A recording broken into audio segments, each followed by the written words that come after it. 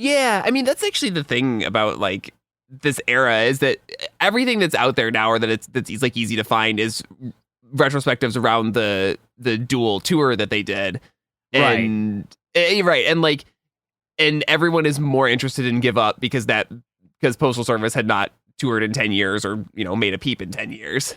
Right. Yeah. Exactly. But I mean that's gonna be. I think that's gonna be the hardest thing about this episode is not talking about Give Up a bunch. Right. Yeah. But I have to mention it for context. But for sure. Yeah. For sure. No. I mean I have a lot to say about this album. I listened to this record just for fun more times than I think I have any other record that we've talked about on this podcast. It's a great album. It really is. We should actually start the show.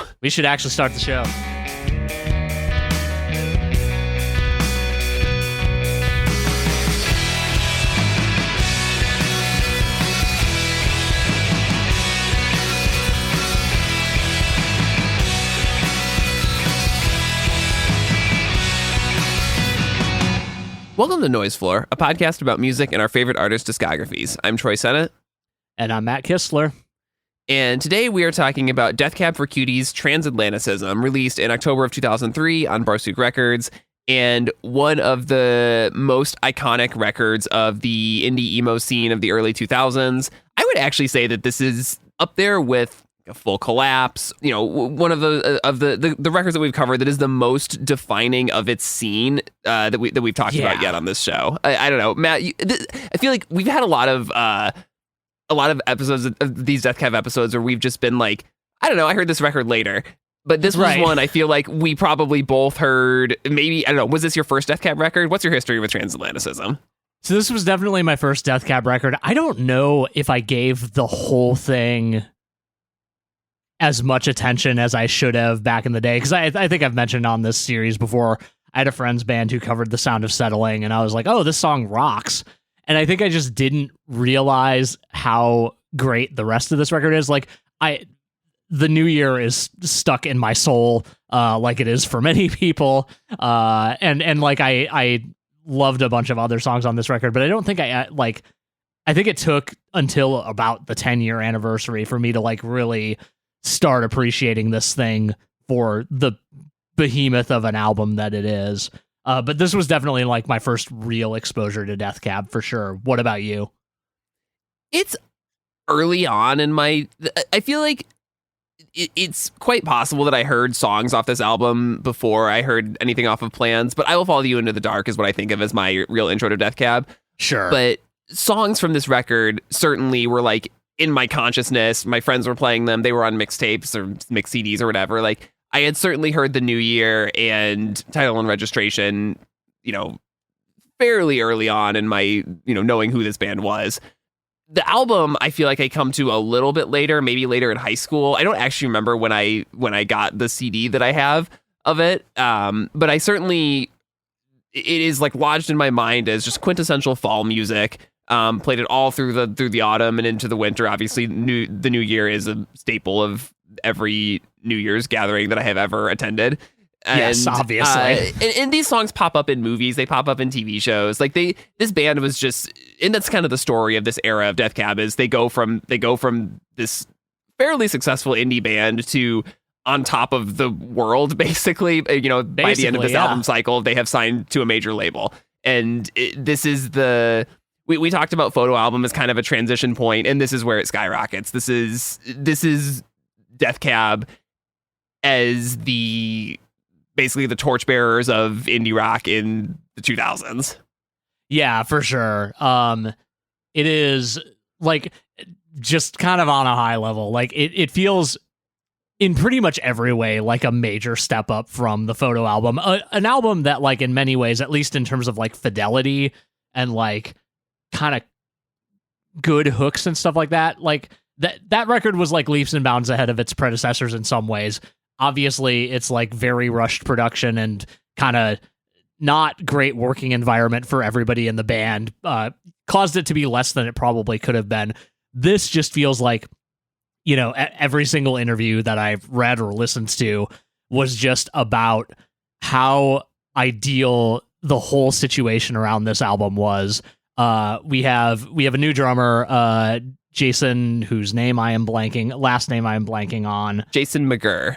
Yeah, Jason McGurr, who Ben kind of talks in interviews that they had wanted Jason in the band like on several occasions before he actually ended up joining. The timing just didn't work out. But he joined the band, was just like super excited to be a part. Ben kind of talks about how he just like kind of naturally slotted in, like was very receptive to drum ideas from the band, very receptive to stepping back, very receptive to stepping into a full creative seat whenever it was needed. Like it just sounded like everything in the band was meshing well after the band almost broke up, like post photo album touring. There was a lot of fighting, even beyond the actual like album recording itself. Everything about this record feels like a response to the photo album, from the touring cycle to the production process. Like Chris Walla going so far as to say like Jason McGurr saved the band by being just like a both like you said, a calming presence and a new creative voice in the room. And making this record coincides with Ben moving from Seattle to Los Angeles. We cannot avoid mentioning that this is also a few months before this album comes out is when the Postal Service releases Give Up. And we'll talk, we'll do a full episode on that at the end of this Death Cab series. But that album, is so successful and skyrockets Ben Gibbard as a songwriter and like his like, in general, his like stock as a musician and his public awareness of him and of the band, that, they're able to basically take that and run right into Transatlanticism. And, along with Chris Walla producing other artists, he made a December's record, a Rocky Vodolata record around this time.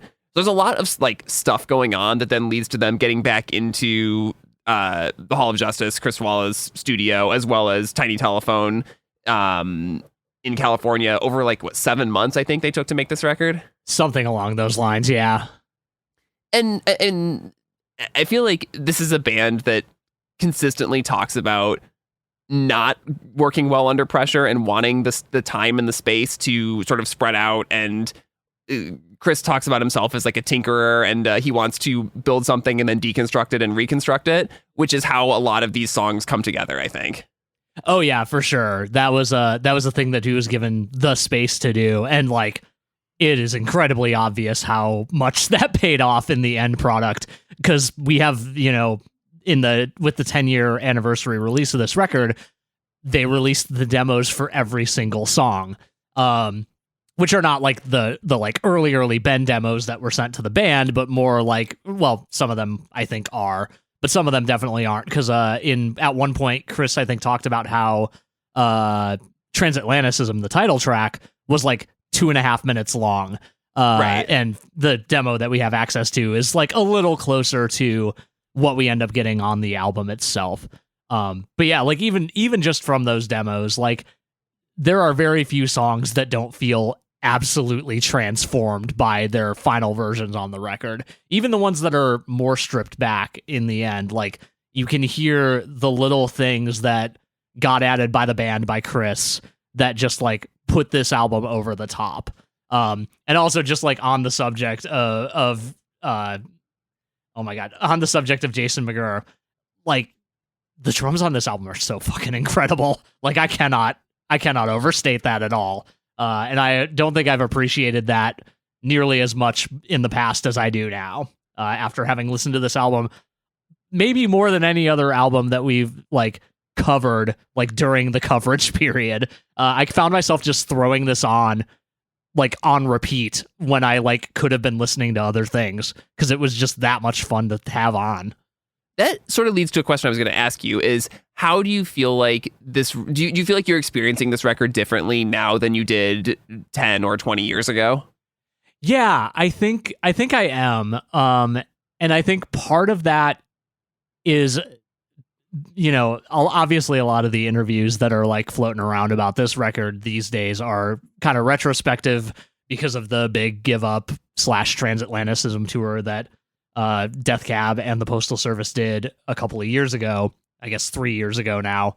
And like Ben kind of talks about how like this is an album about the person that he was at like 25, 26, and you know, he is doing a lot of looking back on that person, and like I see, you know, I see changes in myself that like I don't have that as much hindsight as he did at this point, because I'm, you know, a little less far out from my 20s than he is, but I still feel like I'm like, oh yeah, like I definitely felt this way when I was 25, and I don't feel that way now, but like we've kind of talked in the past about how like the fact that those emotions are different now doesn't invalidate how they were at the time, you know?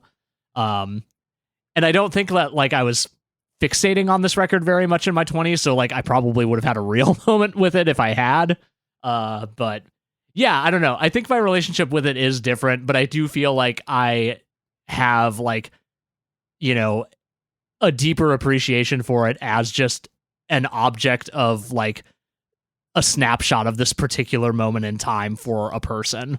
I don't know if that made any sense, but that's kind of where I'm at. It totally does. And like, so it's funny to hear Ben Gibbard in interviews talk about this, like having a different perspective on this album versus what, you know, my reaction to the photo album last episode was like, I feel like this is the one that needs the perspective change, or the, you know, the revision, the, you know, looking back on it with like older ears or older eyes or whatever, and feeling For like, sure. oh, I was maybe didn't have a great attitude about some stuff. I feel like I can already see that change in him as a writer from photo album to this. I feel like this is a very emotionally considered record. It's very direct. It's very fraught. It's very, you know, deep in its like pain, I think, and its sorrow and what it's talking about. I mean, this is another album that gets called a concept album all the time, even though Ben pushes back against that. I would also push back against it, but it's a thematically tight album about distance generally and long distance relationships specifically. And I just feel like there's a lot more, I don't know, there's just a lot more sort of self-reflection on this album than there has been in Death Cab before. And I really like that about the album, and I'm picking up on that more as I'm older. And on top of that, I think that the way that Chris Walla as a producer, and the whole band in general, obviously, but specifically Walla's production and mix, are able to pick up on those ideas and build on them sonically. And it really makes this feel like a cohesive whole in a way that, despite loving the sound of the photo album, I feel like that this record is thematically tied in its sound and its lyrics in a way that no other Death Cab album so far has been. Yeah, absolutely. And like I feel like a lot of the talk around like looking back at yourself 20 years ago is around Tiny Vessels specifically, which is like probably the most like direct, like it's not, we'll get to it. Like I don't really think that song is like, there was a lot of like weird like lead up to that song, people being like, I don't know, man, should you release this one? And like my read on it is not like that at all. Same. But we'll get to that. But yeah, like I should be very clear. I feel these songs deep in my soul right now in many, many ways at 38, in a way that I honestly might not have in my 20s, or would have felt in a very different way in my 20s. Like a lot of this stuff is like kind of timeless in a way. Were you ever in a long distance relationship? Not terribly. I was, my college girlfriend like went to Marquette. So there was some distance, but it wasn't like incredibly like insurmountable by any means. Right. I mean, because this album is like generally about a cross-country relationship. I think while Ben was living in Los Angeles, his partner was living in Washington, D.C. is what I remember reading. And so with that context, like the album makes even more sense and feels a lot more personal. And maybe that's part of the thing about this album, is that like I was finding that a lot of even like my favorite songs on the previous records were ones that were certainly not autobiographical, and this one feels even more visceral, probably because it is maybe a bit more autobiographical than the previous records have been. For sure. And like, you know, there's obviously a lot of songs about like very specifically physical distance, but like a lot of that ends up like getting wrapped in these like, phrasings that like make you think about emotional distance, and some of the songs are directly about that. And like Ben kind of talked in one of the interviews about how like he was trying to make his songwriting more direct insofar that like basically his goal was you listen to the song once and you get it. Which like I feel he absolutely accomplished here, because like more often than not, even when records have like a really like tight theme that we've talked about on this podcast, usually takes me a couple like tries to be like, okay, I see the through line now. First time I threw this on and was like in a mode where I was like thinking about like, okay, what is this whole album about? I landed on that immediately. So, even a person like me can get that from this record. So I think mission accomplished on that front. Yeah, I mean, and I think that's a good note to transition to talking about the songs on, because the New Year, the album opener, is kind of the ideal version of that. Like, this is just a song that from the first line, so this is the New Year and I don't feel any different, you get it, and it hits you. If not like at that moment, you probably felt this way before, as like the calendar's turning over and you're stuck in this sort of malaise and deflation where you aren't motivated to change anything, as nothing is motivating you. And I feel like this is a song that is, I mean, again, maybe like one of the most relatable songs that Ben Gibbard has ever written. Yeah. There's a reason that this gets thrown on at every single New Year's party ever, unless you're like really trying not to kill the mood. And even then, like, come on, everyone loves this song. Everybody feels this song a little bit. And if they don't, I don't know what they're doing with their life, but I want to be doing that. Yeah, I mean, and it's like, it really starts the distance theme of the album about wanting to bridge this distance and not being able to. This, I wish the world was flat like the old days and I could travel just by folding the map. There'd be no distance that could hold us back. Yeah, that image is like one of the like most concrete things that I think Ben has produced thus far. And it's like, it's such a really great, succinct, like very uber specific thing that like really encapsulates this whole theme in just a couple of lines. And on top of that, I would say this song sounds amazing. The guitars sound amazing. The tone, the bass line is awesome. This is like, you could hear this even if you followed Death Cab for 5 years or whatever at this point. It sounds so fresh and new and just enormous. I obviously knew this song before. It's probably the Death Cab song I've heard the most over the years, save maybe I Will Follow You Into the Dark. And it just was even still, like, in the context of listening to all these albums in a row, it like knocked me out. It sounds amazing. It's great every single time. And of course the like really like faint warbly electronic noise that's happening right at the beginning of the song, like my stereo's never quite up enough to like hear that, so I always turn it up a little bit, and then those hits come in and it's just so cathartic every single time, and maybe a little too loud, but that's okay. It doesn't really matter because I'm listening to the New Year, so it's fine. Yeah, it's what a great song, great album opener. It really starts things off right. A real all-timer, like no question. Yeah. Lightness pulls the sound back kind of immediately. This is a quieter song that's built on these ethereal loops and guitars, and it's pretty simple but effective beat.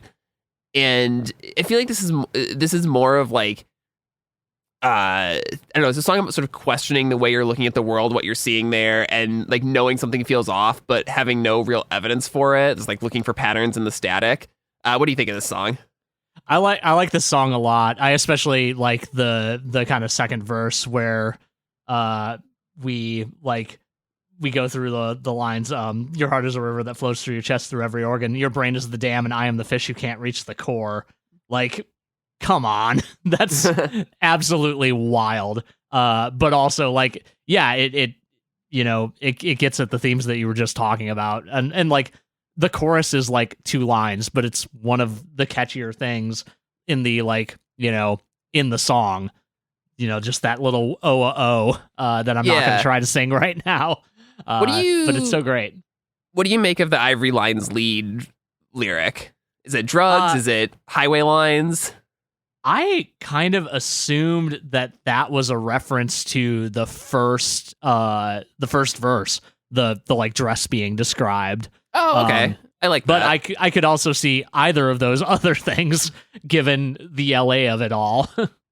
Yeah, it's one of I would say it is. We just talked about Ben trying to write more directly. I think it's one of the less direct lyrics on the album.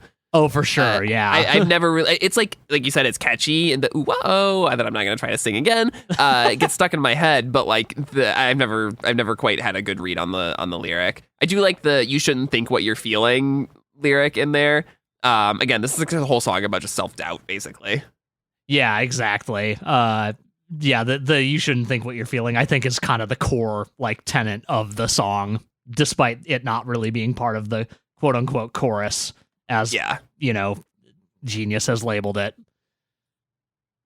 After that is Title and Registration. I would say the song from this album. I feel like most Death Cab fans would probably agree that this is the most iconic song. It's the most successful single. It's the one that people remember from this era, probably more than anything else. For sure.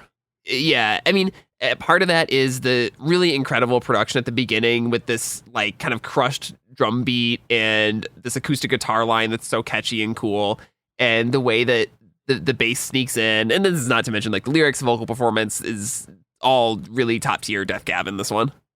Oh yeah, for sure.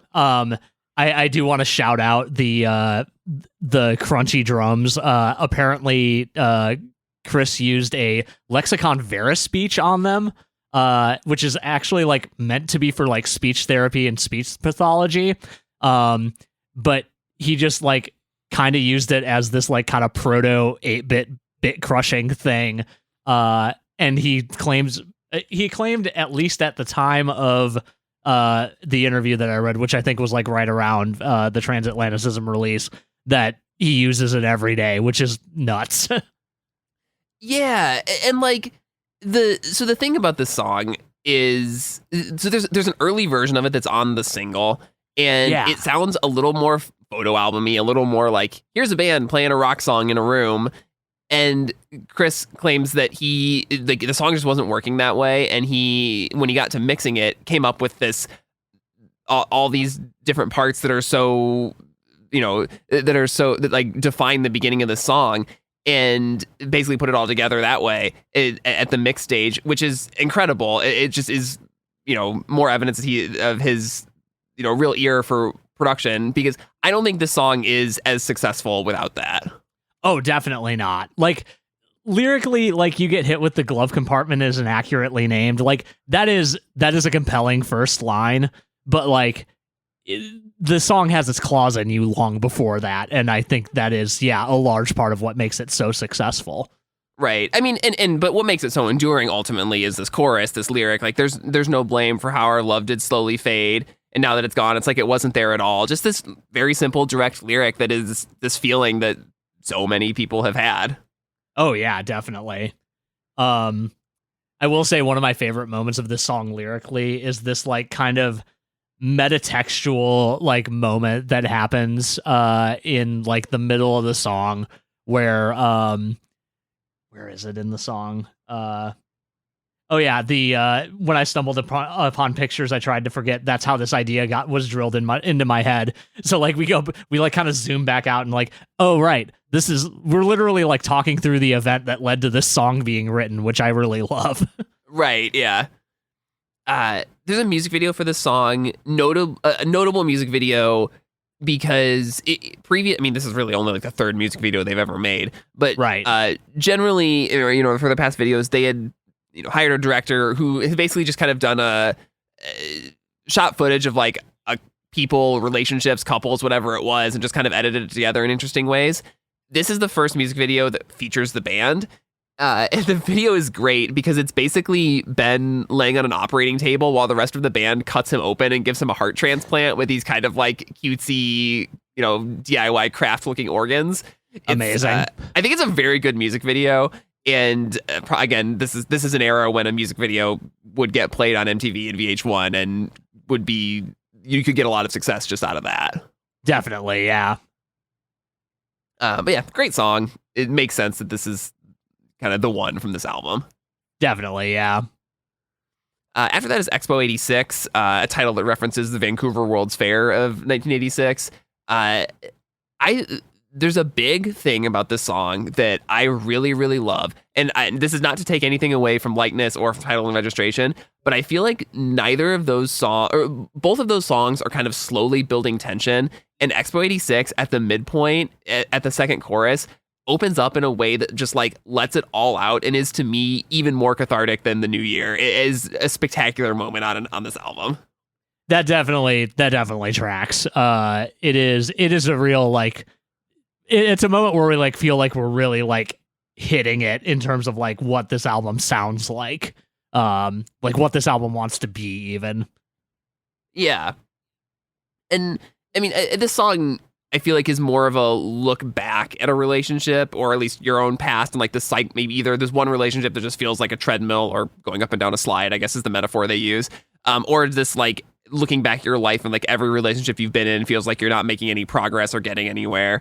And I feel like using the sort of childlike imagery of the slides, or of what I assume was this Expo 86, was something that people, Ben specifically, or people he knew that are about his age, probably went to when they were kids. It makes that more effective.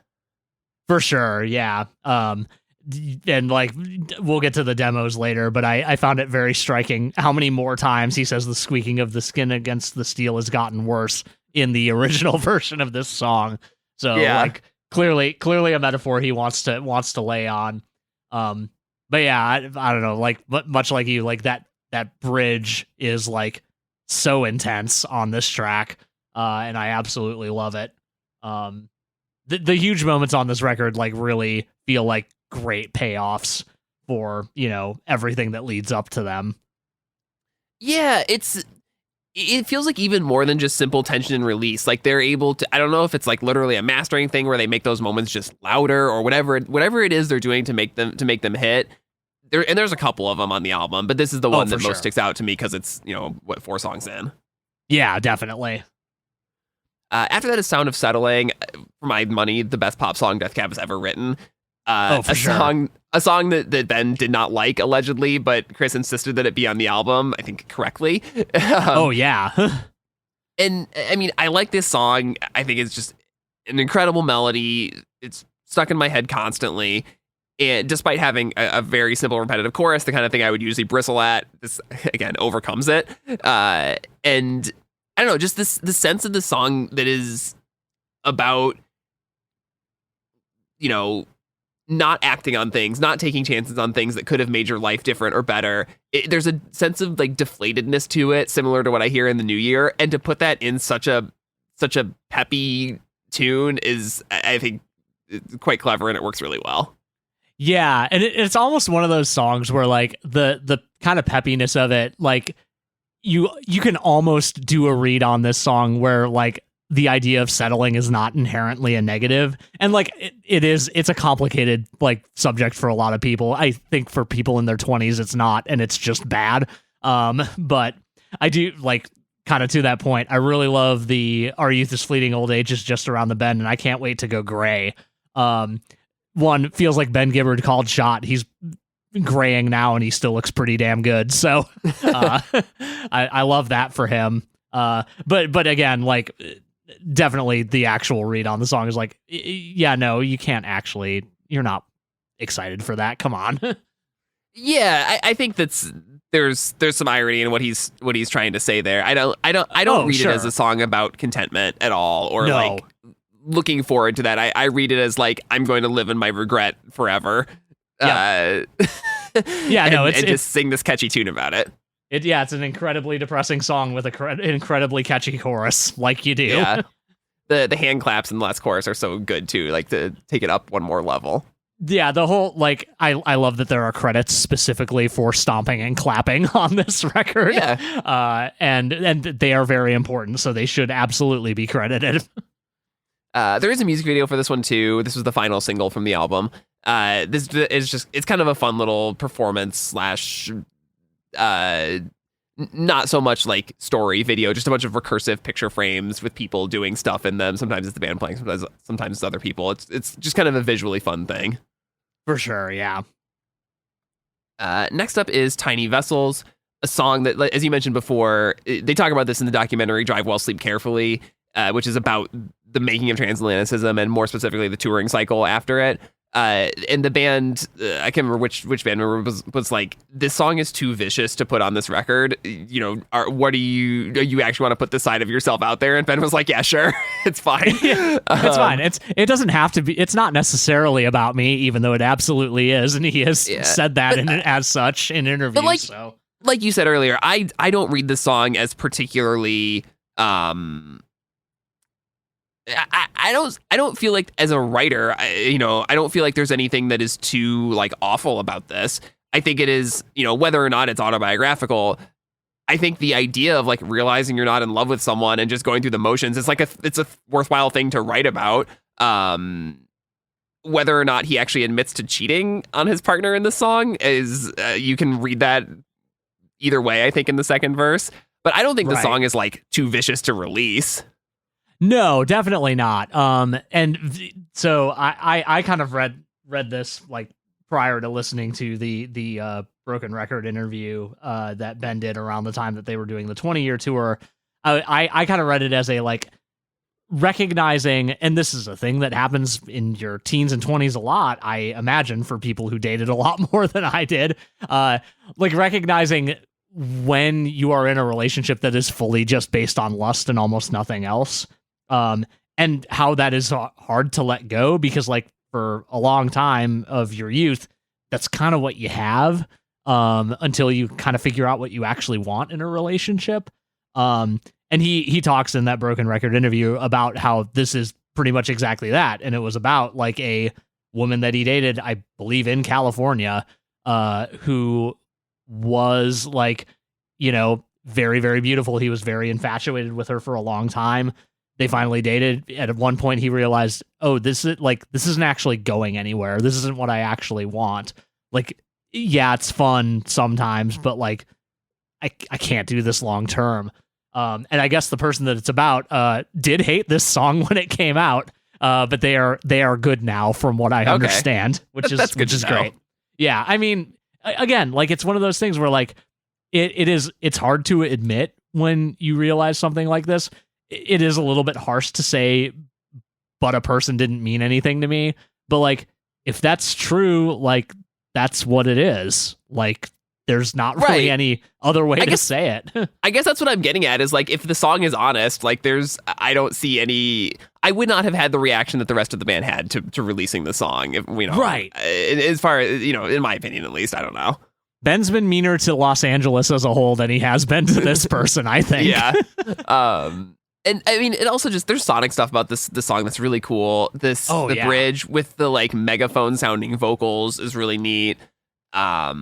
Even just the sort of the vocal performance of that bridge, outside of just the way it's recorded, you said you didn't want to fade, but they did, and so did I that day. As it's just, I think the song is really well put together. This is not one that I really appreciated before, going back to the album for this. Yeah, I think I'm kind of in the same place. Yeah. It ends in a really cool way, too, with this very spacious outro. One of those moments that I feel like conjures the distance that the song is about musically. And all this big reverb on the piano and the guitar. And then it just dissolves, and it's just the drums. And the way it transitions into the title track is spectacular, with that snare hit that then starts the loop that Transatlanticism is based around is very cool. It's incredible. There are a lot of really good transitions on this album, and that was one of the things that the band like kind of talked about loving having the time to do during this album cycle.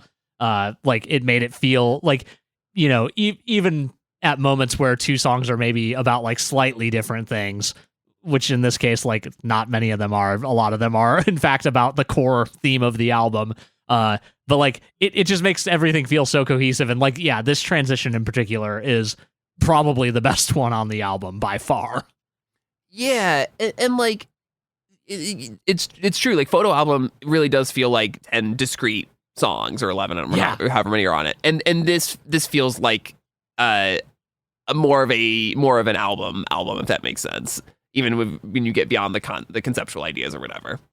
Yeah, definitely. But we're at the title track, this 8-minute, basically the centerpiece of the album. This is the one that is most specifically about distance and about the way that distance can grow in ways that you can't predict or control, and what that does to you. And like you mentioned before, the song that started off as like a 2.5 minute little thing, and I believe it was Chris Waller was like, we realized the song needed something else, not a different part, but just more and more and more of the same part. And the way that it builds is so cool over that I need you so much closer repeated refrain. And this song is really, really, really good. This song is spectacular. One of my biggest show regrets is not sticking around for the Transatlanticism set more at Riot Fest, because I did not see this song. And like, obviously the back half of the record I would have also liked to see. I literally don't remember what I felt I needed to see instead, but it was a mistake. Whatever it was. Let me look it up, because we were definitely there together. And did you go somewhere else, and did I stay? I think you stayed, and I think I went someplace else, but I don't remember what the schedule was that year. I guess I could also look it up. I can tell you, we went to get a good spot for 100 Gex. Really? Yes, because right, because you hadn't seen them before. That's right. Yeah, so we did 100 Gex and then tried to see ICP, and right, but and then Sleep Token ICP took was too running much late because time. of fucking Sleep Token, and so we had to get back for Postal Service. So yeah, that's why we skipped some of the Transatlanticism set. Well, it's fine. We'll get another chance in a couple of years, maybe. Yeah, well, you're seeing them again in 2 weeks. Maybe they'll play this one. That's true. I hope they do. I kind of doubt it, though. They do have a whole new album out. That's true. I just think the way that this builds with like the tape manipulation and the effects and everything, I'm actually surprised they didn't close the album with this song. That I have that thought every single time I listen to this album. Like, I'm like, we're at the halfway point. Like, why is this here? And the answer is like, it totally works. I just like, I would have never, were I sequencing this album, thought to put it here. So here's a question. Do you feel like the arc of the album ends here? If not, obviously there are 4 more songs, but do you think that there's like, this is an ending point in a way? No, I don't think it is. I think especially going into Passenger Seat, a song that is very specifically about closeness, that it like brings us to, I feel like it concludes maybe part of the arc, but I feel like it brings us to another one. That said, that kind of falls apart after Passenger Seat, in a lot of ways. So I might be kind of grasping at straws here a little bit. No, I really like the contrast what you said about Passenger Seat being about closeness, whereas Transatlanticism is about distance.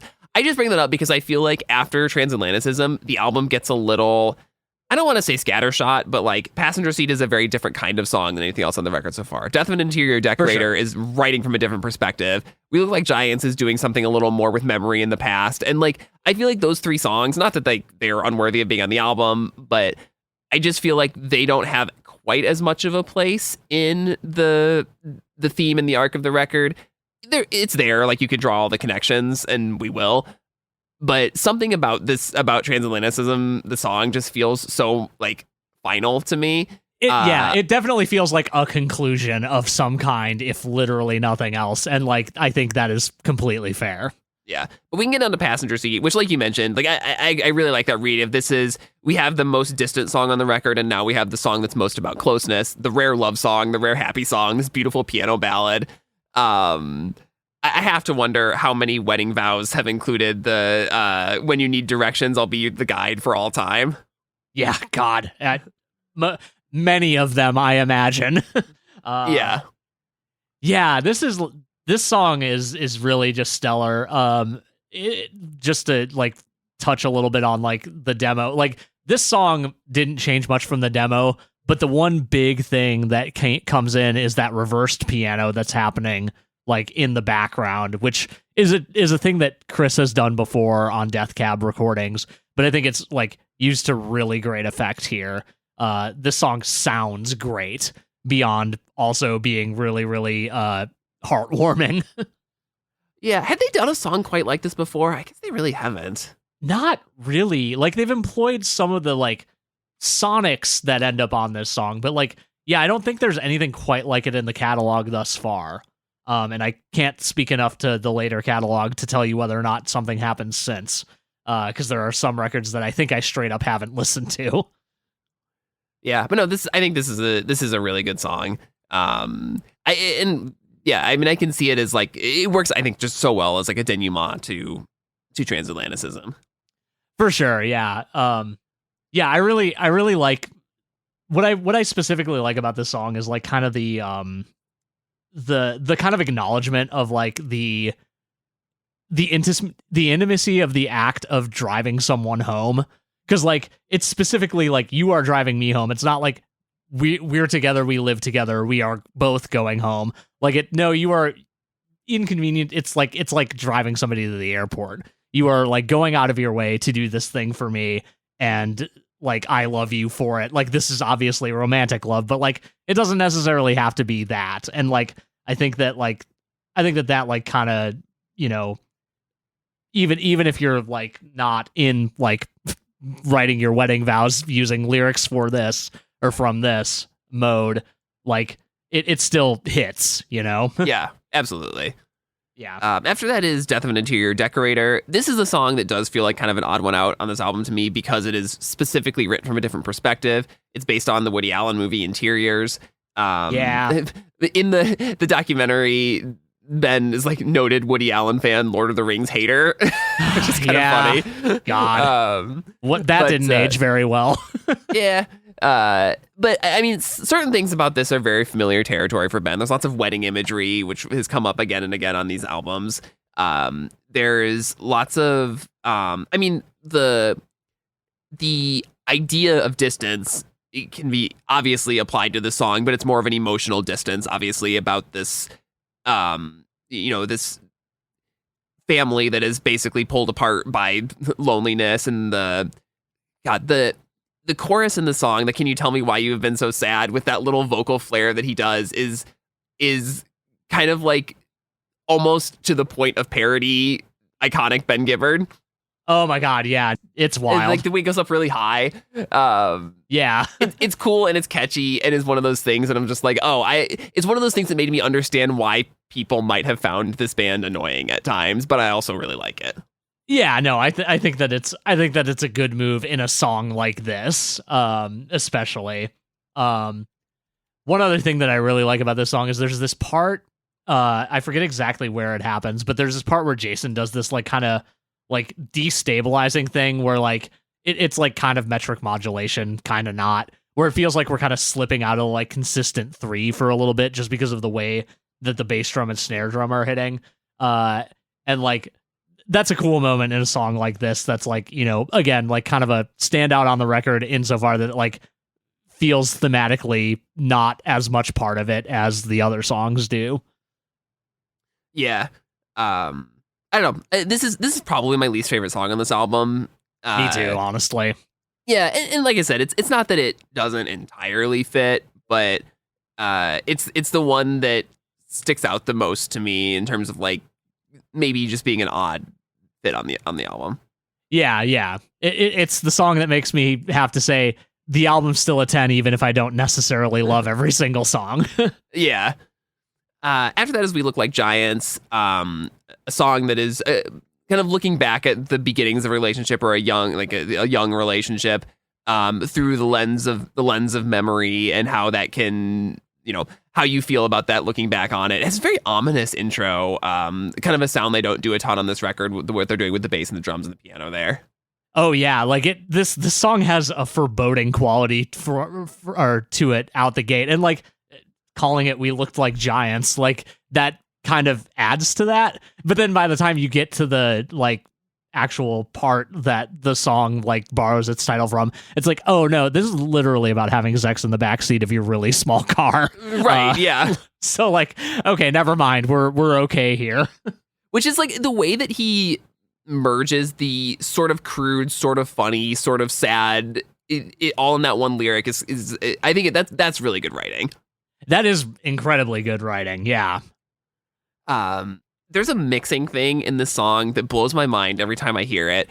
at the bridge when at the do you remember the JAMC, the Jesus and Mary chain part? Yeah. The drums I feel like are doubled and hard panned, and then everything else gets focused in the center, and it sort of inverts the way you typically listen to a song like this or a rock mix, and it is so cool sounding. And every time I've listened to this, I've just been like, oh wow, that is a great idea for how to make this part pop. Yeah, it's really, really cool, and like really also unconventional, because I don't think I've run into that too many other places. Right. And then it like builds to this sort of blown out loop at the end that closes the song. And it's just a really well put together track. Yeah, definitely. Which leads right into A Lack of Color, the closing track, when we're back to an acoustic guitar and a piano over like an ambient, loop or pad. Obviously the sort of emotional end of the record, and this, I don't know, I feel like this is the regret song, like feeling like I just should have never let this relationship get to the point where it had to be long distance, and knowing that the move of his partner moving across the country was the end, even if he didn't know it at the time.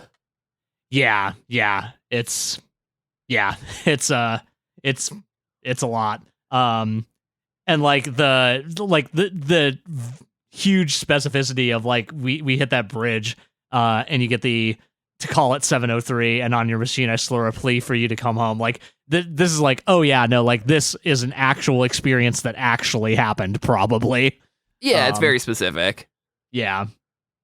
The one of the things that really stands out to me in this song is the lines, if you feel discouraged, there's a lack of color here. Please don't worry, lover. It's really bursting at the seams from absorbing everything. And to me, like, I really read that as this very specific emotional experience that I have had about your partner feeling like you aren't expressing things fully or feeling things fully, but just because you don't know how to express that emotion, and like trying to and then feeling like, looking back on that and feeling like, oh, I wasn't able to express this emotion fully, even though I was feeling it. I didn't know, how to act or how to make it clear that I was feeling something. And then that ties to the I should have given you a reason to stay, that sort of ends the song, and is, I don't know, I find this song quite affecting with that, through that lens, I guess. Oh yeah, definitely. And like that whole first verse is about like perception just in general. Like the literal, like the first couple lines are literally the mechanics of how you see, and tying that to this, like this idea of like, you can really only see these things through your perspective, and only through like, things going wrong can you sometimes discover like, oh, I wasn't seeing things the same way that my partner, this other person in this relationship, was seeing. And like, yeah, it's incredibly like tight songwriting in that respect. But yeah, like it really does hit pretty hard, because also been in that situation before. Yeah, it ties the album back together really well. I think it's a beautiful closing track. I think it's the best Death Cab closing track thus far in the discography. Line of Best Fit is the only one that comes close. Yeah, and I'm having a hard time deciding if I like this more than Line of Best Fit, but I think I might a little bit. I do. It's funny. I don't think of Death Cab as a closing track band. Some bands are closing track bands. Thursday's a closing track band. Like other bands we've covered just are absolutely like, whatever. There's a song at the end of the record. So like something's got to be at the end of the record. I don't think they're that blasé about it. But like, I don't think of Death Cab, the albums, as like, oh, the closing tracks are definitional. It's usually something earlier in the album. Yeah, for sure. But this one, it's up there. It works really well. Agree, yeah. So that's Transatlanticism, the album.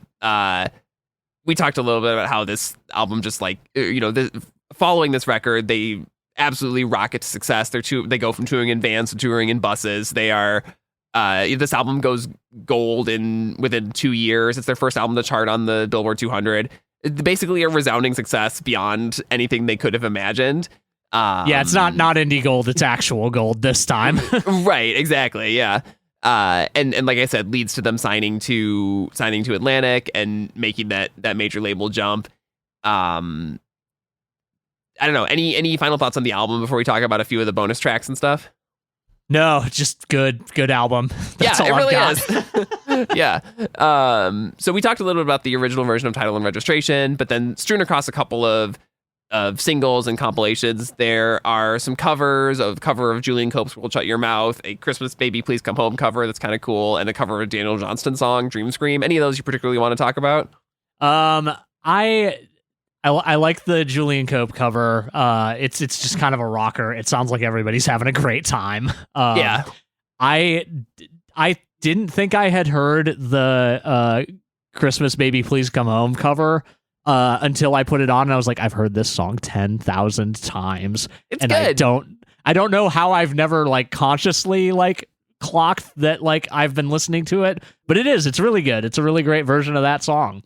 And also I realized I should be listening to more Daniel Johnston probably. Yeah, because that cover is very good. The lyrics are very, very good. And again, that one specifically feels kind of like a Chris Walla production showpiece in a lot of ways. Sure. Not knowing the original, I doubt it's like that. But yeah. Anything you wanted to touch on? Not specifically. I mean, you handled most of them. They're covers. I don't know. Yeah. Then there's one more song, "This Temporary Life," which was featured on a comp in 2004. Which I think is a really nice sounding song that does feel like it's tied to the themes of the album being about distance. And I don't know that it would have necessarily fit on the album or that it's up to the standards of the rest of the record, but it's worth seeking out for a fan of this album. It definitely is. My one, not my one takeaway, but one takeaway I had from the song is that there's the lines when you pick it up to see who called, if there is, it's probably your mom. Really like kind of deeply funny line in the middle of an otherwise very serious song, which like also devastating, but like also kind of funny. Even devoid of context. But yeah, good track. But yeah, I don't think it would have fit on the album necessarily. Yeah. And then for the 10th anniversary, like you mentioned, they did release a version of this with all of the demos, or at least all of the pre-production band demos. And this is kind of a much like the photo album demos. Like, it's kind of a cool listen. They're pretty similar to the album tracks. Some slight lyrical changes, some slight arrangement changes. Just a slightly lower 5 version of the album. Some people really love this. I don't imagine that I go back to these a ton. But there's a couple that I think are really nice. I think the fully acoustic sound of "Settling" is particularly good. And yeah, that's an interesting one. It's such a different energy. I can see that being more in line with Ben's vision of the song, or, maybe some of the changes they made to make it full band or what he didn't like about it. But that's like a very, very nice sounding demo that I would for sure play again. It is, yeah. And like it's acoustic, but like there's some like real like heady dissonance happening during that part. And I really think that's cool. That's a sound that like doesn't get utilized very much in general. Yeah. The other one I would call out is the Expo 86 demo has a thing where the drums are just panning back and forth across. It's so the weird. Mix. It's almost like that's like the hook in and of itself. I'm glad that they didn't carry that over to the album, because it's distracting to the point of taking away from the song itself. And I'm sure that's what they realized while they were working on it. But it's a fun idea and cool to hear it implemented in some way. Definitely, yeah. One other big like thing that I want to point out is the drum machine in "We Looked Like Giants" is like some, I don't know various electronic music subgenres, but I want to say it's like a very trip hop beat. It sounded like a remix. Yeah, it kind of sounded like a remix, exactly. I think that one had the most like lyrical changes too, just like while on the subject of that song. Like there's a whole second iteration of like the chorus that happens, which like the quote unquote chorus in that song is completely changed from the final version. But yeah, the only other thing I really want to shout out from the demos is that I'm very glad that Ben changed, but I don't feel any different in the new year too, and I don't feel any different, because I feel like those things hit very differently. Yeah, it's subtle, but it makes it more effective. For sure, yeah. Cool. Is there anything else on this? I think that's everything, right? No, I mean, we should probably shout out the documentary specifically. Yeah. Definitely worth checking out if you are a fan of this album. The band sounds incredible in all the live performances. It's also it's really like, it's great to hear it like straight from the horse's mouth how like good they were doing, because they talk about like how long the photo album tour cycle was, and then they're like, yeah, that felt like the maximum amount of time we could have ever done this at the time without literally killing each other, and now we're touring for twice that long and it feels great, which is just wonderful. Yeah, I'll second that the band just sounds amazing in all that live footage. It really is kind of bumming me out that I'll never be able to see them play with Chris. It doesn't seem like that's ever going to happen again. But I mean, I know, obviously, having seen them a couple times now, that they sound amazing these days too. It's just, they were like really on another level with, because that's the thing. We mentioned this around the photo album episode too, but like bands, like indie bands from this era, even if they made kind of quiet records, were like ripped live and were so loud and ruckus and cool. And that's like the energy that I get from every song on this album sounds up a level, a little faster, a little crazier live, and that's like the energy that I want from a Death Cab show. It's very cool. Nick looks like he's having so much fun in every single shot that he's in. It's great. Yeah, it's good stuff. Cool. So that's it for Transatlanticism. Do you have a random recommendation for this week? I do. This week I want to recommend an album that I should have mentioned in my most anticipated segment on the last episode. But there's a new Tasha album, who I believe was on my top 10 for 2024 when we did that episode. She has a new album out called You Are Spring. This is her first, I believe her first record, like fully like written and recorded in New York. Somebody can fact check me on that. But Tasha, for those who don't know, is a formerly Chicago-based, now New York-based singer-songwriter.